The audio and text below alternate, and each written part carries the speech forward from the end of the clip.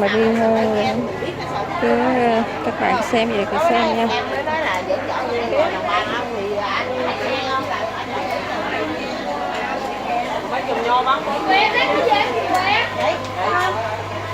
Mực cà phê sô cô la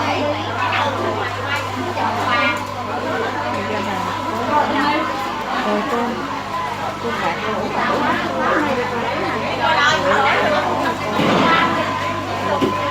con cái mà to quá đi. Cái này bỏ đâu rồi anh?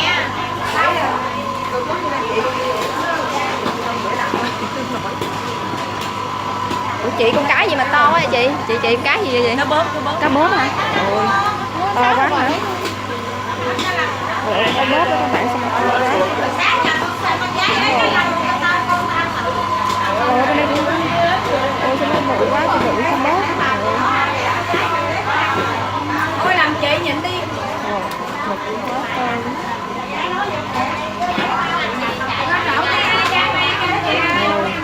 Tôm chọi tôm to đùng, con nào cũng to đùng.